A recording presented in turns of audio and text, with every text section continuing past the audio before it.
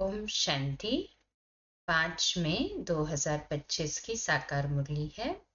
बाबा कहते मीठे बच्चे, सदा इसी नशे में रहो कि हम संगम युगी ब्राह्मण हैं। हम जानते हैं जिस बाबा को सब पुकार रहे हैं वह हमारे सम्मुख है। प्रश्न: जिन बच्चों का बुद्धि योग ठीक होगा उन्हें कौन सा साक्षात्कार होता रहेगा? उत्तर: सतयुगी नई राजधानी में क्या क्या होगा, कैसे हम स्कूल में पढ़ेंगे, फिर राज्य चलाएंगे, ये सब साक्षात्कार जैसे जैसे नजदीक आते जाएंगे होता रहेगा। परंतु जिनका बुद्धि योग ठीक है, जो अपने शांति धाम और सुख धाम को याद करते हैं, धंधा दूरी करते भी एक बाप की याद में रहते हैं, उन्हें ही ये सब साक्षात्कार होंगे। गीत है ओम नमो शिवाय। ओम शांति। भक्ति मार्ग में और जो भी सत्संग होते हैं उनमें तो सब गए होंगे। वहां या तो कहेंगे बोलो सब वाहे गुरु या राम का नाम बताएंगे। यहाँ बच्चों को कुछ कहने की भी जरूरत नहीं रहती, एक ही बार कह दिया, घड़ी घड़ी कहने की दरकार नहीं। बाप भी एक है, उनका कहना भी एक ही है। क्या कहते हैं? बच्चों माम एकम याद करो। पहले सीखकर फिर आकर यहाँ बैठते हैं। हम जिस बाप के बच्चे हैं उनको याद करना है। ये भी तुमने अभी ब्रह्मा द्वारा जाना है कि हम सभी आत्माओं का बाप वह एक है। दुनिया ये नहीं जानती। तुम जानते हो हम सब उस बाप के बच्चे हैं। उनको सभी गॉड फादर कहते हैं। अब फादर कहते हैं मैं इस साधारण तन में तुमको पढ़ाने आता हूँ। तुम जानते हो बाबा इनमें आए हैं, हम उनके बने हैं। बाबा ही आकर पतित से पावन होने का रास्ता बताते हैं। ये सारा दिन बुद्धि में रहता है। क्यों? शिव बाबा की संतान तो सब है, परंतु तुम जानते हो और कोई नहीं जानते हैं। तुम बच्चे समझते हो हम आत्मा हैं, हमको बाप ने फरमान किया है कि मुझे याद करो। नहीं है पक्की समझ? कहे हाँ जी बाबा। बाबा कहते मैं तुम्हारा बेहद का बाप हूँ। सब चिल्लाते रहते हैं कि पतित पावन आओ, हम पतित बने हैं। ये देह नहीं कहती, आत्मा इस शरीर द्वारा कहती है। 84 जन्म भी आत्मा लेती है न? ये बुद्धि में रहना चाहिए कि हम एक्टर्स हैं। बाबा ने हमको अब त्रिकालदर्शी बनाया है, आदि मध्य अंत का ज्ञान दिया है। बाप को ही सब बुलाते हैं ना। अभी भी वह कहेंगे, कहते रहते हैं कि आओ, और तुम संगम युगी ब्राह्मण कहते हो बाबा आया हुआ है। इस संगम युग को भी तुम जानते हो। ये पुरुषोत्तम युग गाया जाता है। पुरुषोत्तम युग होता ही है कलयुग के अंत और सतयुग के आदि के बीच में। सतयुग में सतपुरुष, कलयुग में झूठे पुरुष रहते हैं। सतयुग में जो होकर गए हैं उन्हों के चित्र है। सबसे पुराने ते पुराने यह चित्र है। इनसे पुराने चित्र कोई होते नहीं। ऐसे तो बहुत मनुष्य फालतू चित्र बैठ बनाते हैं। ये तुम जानते हो कौन कौन होकर गए हैं। जैसे नीचे अम्बा का चित्र बनाया है, वह काली का चित्र है, तो ऐसी भुजाओं वाली ही हो थोड़ी सकती है। 8 भुजाएं थोड़ी होगी। अम्बा को भी 2 भुजाएं ही होंगी ना। मनुष्य तो जाकर हाथ जोड़ते पूजा करते हैं। भक्ति मार्ग में अनेक प्रकार के चित्र बनाए हैं। मनुष्यों के ऊपर ही भिन्न भिन्न प्रकार की सजावट करते हैं तो रूप बदल जाता है। ये चित्र आदि वास्तव में कोई है नहीं। ये सब है भक्ति मार्ग। यहाँ तो मनुष्य लूले लंगड़े निकल पड़ते हैं। सतयुग में ऐसे नहीं होते। सतयुग को भी तुम जानते हो, आदि सनातन देवी देवता धर्म था। यहाँ तो रस देखो, हर एक की अपनी अपनी कितनी वैरायटी है। वहां तो यथा राजा रानी तथा प्रजा होते हैं। जितना नजदीक होते जाएंगे तो तुमको अपनी राजधानी की ड्रेस आदि का भी साक्षात्कार होता रहेगा। देखते रहेंगे, हम ऐसे स्कूल में पढ़ते हैं, ये करते हैं। देखेंगे भी वह जिनका बुद्धि योग अच्छा है, अपने शांति धाम सुख धाम को याद करते हैं। धंधा दोरी तो करना ही है। भक्ति मार्ग में भी धंधा आदि तो करते हैं ना। ज्ञान कुछ भी नहीं था, ये सब है भक्ति। उसको कहेंगे भक्ति का ज्ञान।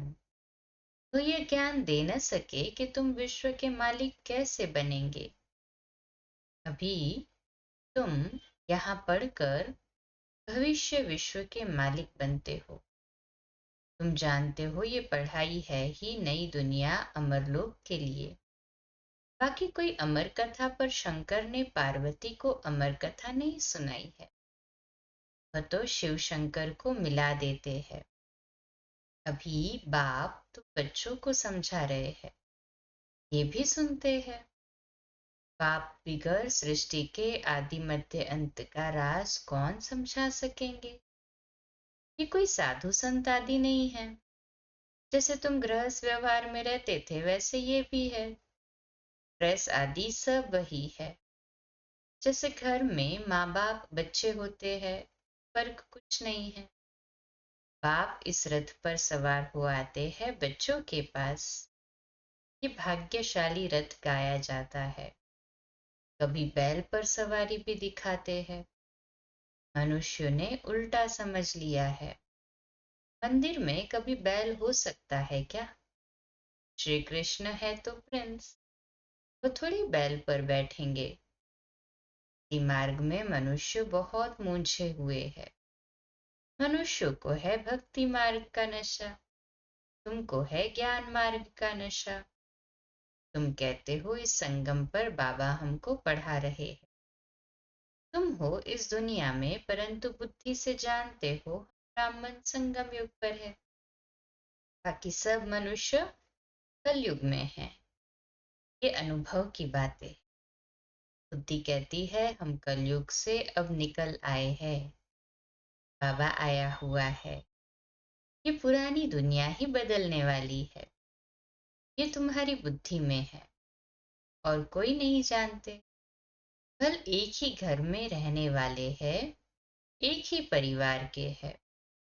उसमें भी बाप कहेगा हम संगम युगी है, बच्चा कहेगा नहीं हम कलयुग में हैं। खंडर है ना।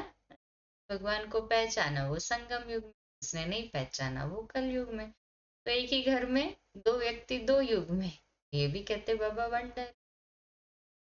बच्चे जानते हैं हमारी पढ़ाई पूरी होगी तो विनाश होगा, है ना ये पूरा निश्चय। कहे हाँ जी बाबा, विनाश होना जरूरी है। तुम्हारे में भी कोई जानते हैं, अगर ये समझे दुनिया विनाश होनी है तो नई दुनिया के लिए तैयारी में लग जाए। बैग बैगेज तैयार कर ले। बाकी थोड़ा समय है, बाबा के तो बन जाए। भूख मरेंगे तो भी पहले बाबा फिर बच्चे। ये तो बाबा का भंडारा है। तुम शिव बाबा के भंडारे से खाते हो। ब्राह्मण भोजन बनाते हैं इसलिए ब्रह्मा भोजन कहा जाता है। जो पवित्र ब्राह्मण हैं याद में रहकर बनाते हैं। सिवाय ब्राह्मणों के शिव बाबा की याद में कोई रह नहीं सकते। वह ब्राह्मण थोड़े ही शिव बाबा की याद में रहते हैं। शिव बाबा का भंडारा यह है जहाँ ब्राह्मण भोजन बनाते हैं। ब्राह्मण योग में रहते हैं। पवित्र तो है ही, बाकी है योग की बात। इसमें ही मेहनत लगती है। कपोड़ा चल न सके, ऐसे कोई कह न सके कि मैं संपूर्ण योग में हूँ व 80% योग में। कोई भी कह न सके। ज्ञान भी चाहिए ना। बच्चों में योगी वह है जो अपनी दृष्टि से ही किसी को शांत कर दे। ये भी ताकत है। एकदम सन्नाटा हो जाएगा। जब तुम अशरीरी बन जाते हो, फिर बाप की याद में रहते हो, तो यही सच्ची याद है। फिर से ये प्रैक्टिस करनी है। जैसे तुम यहाँ याद में बैठते हो, ये प्रैक्टिस कराई जाती है। फिर भी सब कोई याद में रहते नहीं हैं। कहाँ कहाँ बुद्धि भागती रहती, तो वह फिर नुकसान कर लेते हैं। यहाँ संदली पर बिठाना उनको चाहिए जो समझे हम ड्रिल टीचर है, बाप की याद में सामने बैठे हैं। बुद्धियोग और कोई तरफ न जाए, सन्नाटा हो जाएगा। तुम अशरीरी बन जाते हो और बाप की याद में रहते हो। यह है सच्ची याद। सन्यासी भी शांति में बैठते हैं। वह किसकी याद में रहते हैं? तो कोई रियल याद नहीं है। कोई को फायदा नहीं दे सकेंगे। वह सृष्टि को शांत नहीं कर सकते। आपको जानते ही नहीं। ब्रह्म को ही भगवान समझते रहते हैं। तो है नहीं ना। अभी तुमको श्रीमत मिलती है, माम एकम याद करो। तुम जानते हो हम 84 जन्म लेते हैं।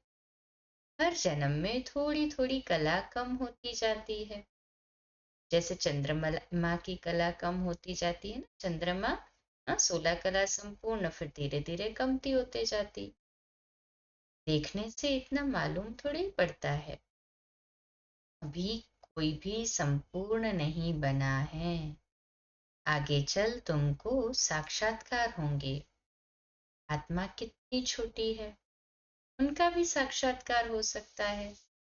नहीं तो बच्चियां कैसे बताती है कि इनमें लाइट कम है, इनमें जास्ती है। दिव्य दृष्टि से ही आत्मा को देखती है। यहाँ भी सभी ड्रामा में, ये भी सभी ड्रामा में नोंद है ना। मेरे हाथ में कुछ नहीं है। ड्रामा मुझसे कराते हैं। ये सब ड्रामा अनुसार चलता रहता है। भोग आदि ये सब ड्रामा में नोंद है। सेकंड बाय सेकंड एक्ट होता है। अभी बाप शिक्षा देते हैं कि पावन कैसे बनना है। बाप को याद करना है। कितनी छोटी आत्मा है जो पतित बनी है, फिर पावन बननी। वंडरफुल बात है ना। कुदरत कहते हैं ना, बाप से तुम सब कुदरती बातें सुनते हो। सबसे कुदरती बात है आत्मा और परमात्मा की, जो कोई नहीं जानते। ऋषि मुनि आदि कोई भी नहीं जानते। इतनी छोटी आत्मा ही पत्थर बुद्धि, फिर पारस बुद्धि बनती। में यही चिंतन चलता रहे कि हम आत्मा पत्थर बुद्धि बनी थी, अब फिर बाप को याद कर पारस बुद्धि बन रही है। लौकिक रीति तो बाप भी बड़ा, फिर टीचर भी, गुरु भी बड़े मिलते हैं। टीचर गुरु भी बड़ा मिलता है। तो ये तो एक ही बिंदी बाप भी है, टीचर भी है और गुरु भी है। खंडर है ना। कहे हाजी बाबा, सारा कल तो देहधारी को याद किया है। अब बाप कहते हैं माम एकम याद करो। तुम्हारी बुद्धि को कितना महीन बनाते हैं। विश्व का मालिक बनना कोई कम बात है क्या? ये भी कोई ख्याल नहीं करते कि ये लक्ष्मी नारायण सतयुग के मालिक कैसे बने। तुम भी नंबरवार पुरुषार्थ अनुसार जानते हो। नया कोई इन बातों को समझ न सके। पहले मोटे रूप से समझा, फिर महीनता से समझाया जाता है। पाप है बिंदी, वह फिर इतना बड़ा बड़ा लिंग रूप बना देते हैं। मनुष्यों के भी बहुत बड़े बड़े चित्र बनाते, परंतु ऐसे है नहीं। मनुष्यों के शरीर तो यही होते हैं। दिमाग में क्या क्या बैठ बनाया है, मनुष्य कितना मूंझे हुए हैं। बाप कहते हैं जो पास्ट हो गया वह फिर होगा। अभी तुम बाप की श्रीमत पर चलो। इनको भी बाबा ने श्रीमत दी, साक्षात्कार कराया ना। तुमको हम बादशाही देता हूँ, अब इस सर्विस में लग जाओ, अपना वर्षा लेने का पुरुषार्थ करो। ये सब छोड़ दो, ये भी निमित्त बना। सब तो ऐसे निमित्त नहीं बनते हैं। जिनको नशा चढ़ा तो आकर बैठ गए, हमको तो राजाई मिलती। फिर ये पाई पैसे क्या करेंगे? वह बाप बच्चों को पुरुषार्थ करते हैं। राजधानी स्थापन हो रही है। कहते भी है हम लक्ष्मी नारायण से कम नहीं बनेंगे। तो श्रीमत पर चलकर दिखाओ, ऊंचा मत करो। बाबा ने थोड़ी कहा बाल बच्चों का क्या हाल होगा। एक्सीडेंट में अचानक कोई मर जाते हैं तो कोई भूखा रहता है क्या? कोई ना कोई मित्र संबंधी आदि देते हैं खाने के लिए। यहाँ देखो बाबा पुरानी झोपड़ी में रहते हैं, तुम बच्चे आकर महलों में रहते हो। बाप कहेंगे बच्चे अच्छी रीति रहे, खाए पिए। जो कुछ भी नहीं लिया है उनको भी सब कुछ अच्छी रीति मिलता है। इस बाबा से भी अच्छी रीति रहते हैं। शिव बाबा कहते हैं हम तो है ही रमता योगी, कोई का भी कल्याण करने जा सकता हूँ। जो ज्ञानी बच्चे हैं वह कभी साक्षात्कार आदि की बातों में खुश नहीं होंगे, सिवाय योग के और कुछ भी नहीं। इन साक्षात्कार की बातों में खुश नहीं होना। अच्छा, मीठे मीठे सिकिलते बच्चों प्रति माता पिता बाप दादा का याद प्यार और गुड मॉर्निंग। रूहानी बाप की रूहानी बच्चों को नमस्ते। हम रूहानी बच्चों की रूहानी माता पिता बाप दादा को याद प्यार, गुड मॉर्निंग और नमस्ते। वाह बाबा वाह, शुक्रिया बाबा, शुक्रिया। धारणा के लिए मुख्य सार। पहली पॉइंट, योग की ऐसी स्थिति बनानी है जो दृष्टि से ही किसी को शांत कर दे, एकदम सन्नाटा हो जाए। इसके लिए अशरीरी बनने का अभ्यास करना है। दूसरी पॉइंट, ज्ञान के सच्चे नशे में रहने के लिए याद रहे कि हम संगम युगी है। अब ये पुरानी दुनिया बदलने वाली है, हम अपने घर जा रहे हैं। श्रीमत पर सदा चलते रहना है, चूचा नहीं करनी है। वरदान, परमात्मा मिलन द्वारा रूह रिहान का सही रिस्पॉन्स प्राप्त करने वाले बाप समान बहुरूपी भव। आज का सोमान, मैं बाप समान बहुरूपी आत्मा हूँ। विश्लेषण, जैसे बाप बहुरूपी है, सेकंड में निराकार से आकारी वस्त्र धारण कर लेते, ऐसे आप भी इस मिट्टी की ड्रेस को छोड़ आकारी फरिश्ता ड्रेस, चमकीली ड्रेस पहन लो तो सहज मिलन भी होगा और रूह रिहान का क्लियर रिस्पॉन्स समझ में आ जाएगा। क्योंकि ये ड्रेस पुरानी दुनिया की वृत्ति और वाइब्रेशन से, माया के वाटर या फायर से प्रूफ है। इसमें माया इंटरफियर नहीं कर सकती। स्लोगन, दृढ़ता असंभव से भी संभव करा देती है। अव्यक्त इशारा रूहानी रॉयल्टी और प्योरिटी की पर्सनैलिटी धारण करने का। ब्रह्मा कुमार का अर्थ ही है सदा प्योरिटी की पर्सनैलिटी और रॉयल्टी में रहना। यही प्योरिटी की पर्सनैलिटी विश्व की आत्माओं को अपनी तरफ आकर्षित करेगी और यही प्योरिटी की रॉयल्टी धर्मराजपुरी में रॉयल्टी देने से छुड़ाएगी। इसी रॉयल्टी के अनुसार भविष्य रॉयल फैमिली में आ सकेंगे। जैसे शरीर की पर्सनैलिटी देहभान में लाती, ऐसे प्योरिटी की पर्सनैलिटी देही अभिमानी बनाए बाप के समीप लाती है। अच्छा, कम बोलो, धीरे बोलो, मीठा बोलो, सत्य बोलो, सोच समझकर बोलो। निमित्त भाव, निर्माण भाव, निर्मल वाणी। आज का नया दिन आप सभी को मुबारक हो, मुबारक हो, मुबारक हो। शुभ दिवस। ओम शांति।